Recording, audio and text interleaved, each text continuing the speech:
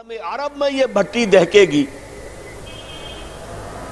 جب حضرت مہدی کی قیادت میں مسلمان صاحب ایمان اہل عرب یہودیوں اور عیسائیوں کی طاقت سے ٹکرائیں گے تو ان کی مدد کے لیے دو جانب سے اللہ تعالیٰ کچھ بھیجیں گے مدد.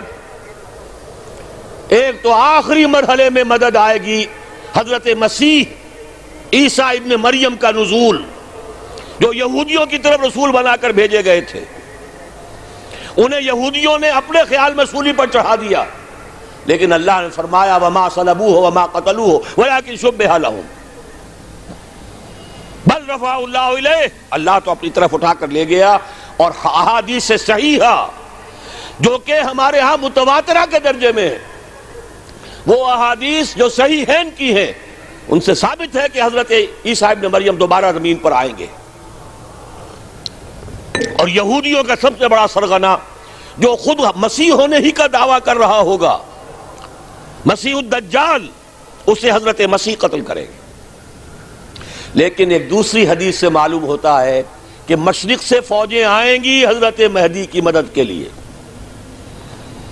یخرجون ناس من المشرق یؤتون للمہدی یعنی سلطانہ. مشرق کی طرف سے فوجیں آئیں گی کہ جو مہدی کی حکومت کو مستحکم کریں گی. خراسان کا لفظ آتا ہے ایک دوسری حدیث میں. خراسان سے سیاہ عالم چلیں گے انہیں کوئی نہیں روک سکے گا یہاں تک کہ وہ یروشلم میں جا کر رسم ہو جائیں گے. اور حضور کے زمانے میں اچھی طرح سمجھ لیجئے ہند کسے کہتے تھے حضور کے زمانے میں؟ پاکستان ہند میں شامل نہیں تھا. سندھ و ہند. سندھ ایک مکمل ملک تھا ہند اس کے بعد شروع ہوتا تھا. یہ راجپوتانے کا اور تھر کا ڈیزرٹ جو ہے اس سے آگے جو ہندوستان ہے وہ ہند تھا. یہ جو ہمارا پاکستان ہے یہ ہمیشہ ہند میں شامل نہیں رہا. حضور کے زمانے میں بالخصوص سندھ و ہند دریائے سندھ چلا آ رہا ہے.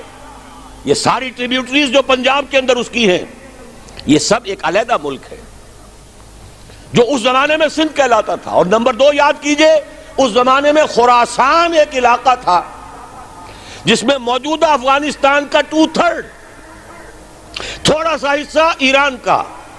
اور جہاں تک میں تحقیق کر سکا ہوں آج تک پاکستان کا بھی علاقہ خاص طور پر مالاکنڈ ڈویژن جو اس خراسان میں شامل ہے. خراسان سے سیاہ عالم چلیں گے جو جا کر یروشلم میں نصب ہوں گے. یہاں بھی ایک نقطہ نوٹ کر لیجئے پہلے بھی یروشلم ہم سے چھینا تھا. کس نے چھینا تھا؟ عیسائیوں نے. کروسیڈرز. واپس کون لیا؟ کس نے لیا؟ عربوں میں دم نہیں تھا. عرب عیاشیوں کی وجہ سے کھوکھلے ہو چکے تھے. واپس لینے والا صلاح الدین ایوبی کرد خون.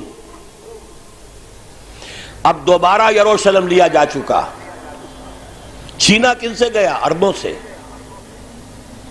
عرب واپس لے سکتے ہیں؟ کوئی اندیشہ اگر ہو سکتا تھا عراق کے بارے میں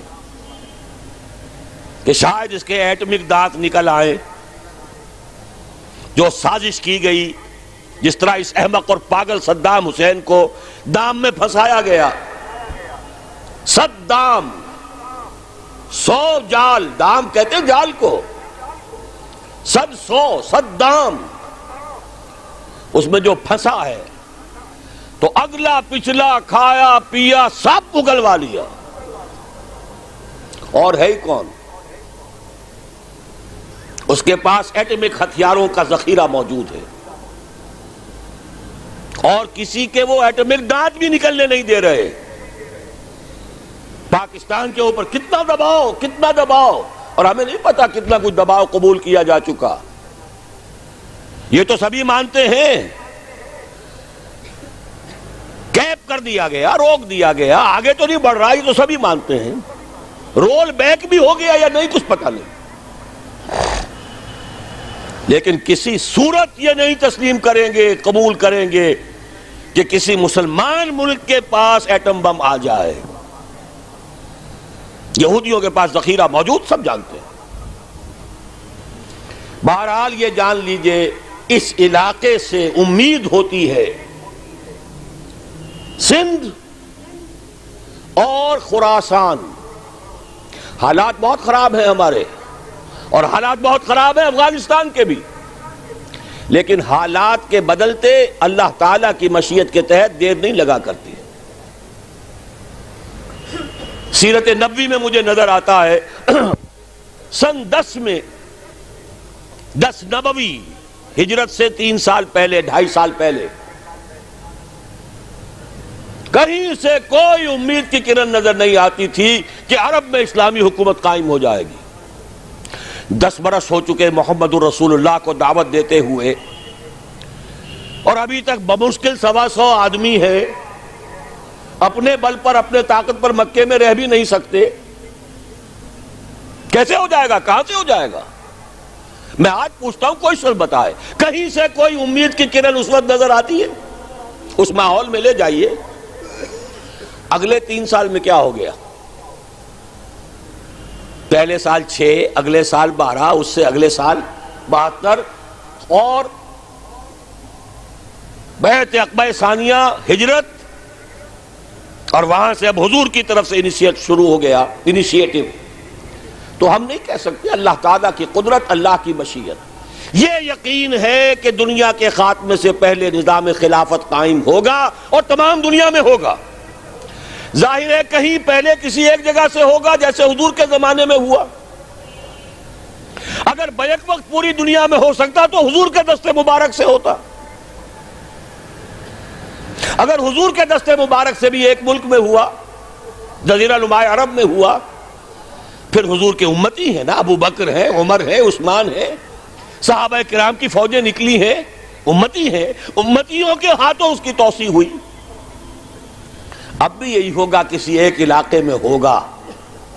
میرا گمان ہے، میں یہ یقین سے نہیں کہہ سکتا، گمان بھی میرا ان احادیث کی روشنی میں ہے جو میں نے آپ کو بتا دی اور موجود ہے اس کتابچے کے اندر۔ علامہ اقبال نے بھی انہی کے حوالے سے کہیں کہا ہے، میرے عرب کو آئی ٹھنڈی ہوا جہاں سے، میرا وطن وہی ہے، میرا وطن وہی ہے۔ اس علاقے سے کچھ ہونے والا ہے اور ہوگا انشاءاللہ۔ میری زندگی میں نہ ہو، آپ کی زندگی میں نہ ہو، کوئی پرواہ نہیں۔ حضرت حمزہ تو شہید ہو گئے غزوہ احد میں۔ 5 سال کے بعد حضور مکے میں داخل ہوئے ہیں فاتح کی حیثیت سے۔ حضرت حمزہ کی نگاہوں نے، ان آنکھوں نے تو نہیں دیکھا، عالم ارواح میں اللہ نے کیا مشاہدہ کرایا ہوگا انہیں، وہ تو ہمیں معلوم نہیں۔ بعض صحابہ شہید کر دیے گئے مکے ہی میں۔ بہت بڑی کامیابی۔ اپنی جان لگا دیں، اپنے آپ کو کھپا دیں، اپنے آپ کو مٹا دیں۔ جس طرح روڑی کوٹ کر بنیادوں میں بھر دی جاتی ہے، ہماری ہڈیوں کا چورا بنا کر اور ہمارے خون کے اندر اسے گوندھ کر اگر وہاں ڈال دیا جائے، اس سے بڑی سعادت کوئی نہیں۔ اس پر تعمیر ہو خلافت علی منہاج النبوہ کی، ہم اس کی بنیاد کے اندر دفن ہو جائیں، یہی بہت بڑی سعادت ہے۔ لیکن یہ ہوگا، میں نے عرض کیا تھا کہ یقین ہے مجھے کہ ہوگا، اور ہر صاحب ایمان کو یقین ہونا چاہیے کہ ہوگا۔ باقی یہ کہ یہ آثار ہیں اور احادیث بھی ہیں، اور 400 برس کی تاریخ بھی بتاتی ہے کہ یہیں سے ہوگا۔ 1000 برس تک سارے مجددین امت عالم عرب میں پیدا ہوئے۔ 11ویں صدی کا مجدد اعظم شیخ احمد سرہندی کہاں دفن ہے؟ سرہند میں، ہندوستان میں۔ 12ویں صدی کا مجدد اعظم شاہ ولی اللہ دہلوی کہاں دفن ہے؟ دہلی میں۔ 13ویں صدی کا مجدد اعظم سید احمد بریلوی، ان کی تو قبر بھی معلوم نہیں، لیکن ان کا خون جذب ہوا دریائے کنہار میں، اور ان کے سینکڑوں ساتھیوں کی لاشیں اس بالا کوٹ کے مقام پر۔ 14ویں صدی کے مجدد اعظم شیخ الہند، لیکن ان کے ساتھ ساتھ اتنے اعظم رجال علامہ اقبال جیسا مفکر، مولانا مودودی جیسا مصنف، مولانا الیاس جیسا مبلغ، کہیں اور ہمیں دکھا دیجئے آپ۔ میں کل کہیں عرض کر رہا تھا، دیکھیے پہلے جو ہے 1000 برس تک ہر خیر ہندوستان میں باہر سے آ رہا تھا۔ معین الدین اجمیری باہر سے آ رہے ہیں، شیخ علی حجویری باہر سے آ رہے ہیں، سندھ میں جتنے اولیاء دفن ہیں سب کے سب باہر سے، ایران سے چلے آ رہے ہیں۔ لیکن جیسے ہی 11ویں صدی شروع ہوئی، ریورس ہو گیا آرڈر۔ اب سلسلہ مجددیہ نقشبندیہ اب ہندوستان سے نکل کر پھیل رہا ہے۔ پورا افغانستان، پورا ترکستان، تمام یہ ترک ریاستیں جو آزاد ہوئی ہیں ابھی USSR کے خاتمے کے بعد، یہاں تک کہ سائپرس، جزیرہ قبرص، پورا ترکی جو اب بھی ہے موجودہ ترکی، سلسلہ مجددیہ نقشبندیہ کہاں سے چلا؟ ہندوستان سے پھیل گیا پورے عالم اسلام۔ مفکر، علماء دین کا اور تمام علوم دینی کا مجدد شاہ ولی اللہ دہلوی، خالص ترین جہاد فی سبیل اللہ دور صحابہ کے بعد جماعت مجاہدین جام شہادت نوش کیا، سینکڑوں ہمارے مجاہدین۔ پھر 14ویں صدی میں اقبال جیسا مفکر، مودودی جیسا، دوبارہ دہرا رہا ہوں، مصنف، مولانا الیاس جیسا مبلغ، مجھے تو کہیں نظر نہیں آتا۔ تمام مسلمان ممالک آزاد ہوئے، کہیں اسلام کا نام نہیں لگا، نہ سیوکارنوں نے نعرہ لگایا، نہ کہیں کسی اور نے نعرہ لگایا۔ عربوں نے بھی عرب نیشنلزم کا نعرہ لگایا، اسلام کا نعرہ نہیں۔ تحریک پاکستان میں نعرہ لگا، پاکستان کا مطلب کیا؟ لا الہ الا اللہ۔ صبح عرض کر چکا ہوں، تحریک خلافت پوری دنیا میں کہیں نہیں، صرف بر عظیم پاک و ہند میں۔ اور کیسی تحریک خلافت کہ ہندو شریک ہوئے، گاندھی شامل ہوا، پورے ہندوستان کو جس نے گنجا دیا۔ یہ دوسری بات ہے کہ جب خود مصطفیٰ کمال نے ختم کر دیا تو اب کیا کرتے؟ مدعی سست گواہ چست۔ نوٹ کرنے کی بات ہے، کچھ آثار ہیں، 400 سال کی تاریخ ہے، بتا رہی ہے پاکستان کا قیام خود ایک معجزہ۔ یہ ساری چیزیں مشیت ایزدی میں کسی بڑے خیر کا پیش خیمہ ہے، مقدمہ۔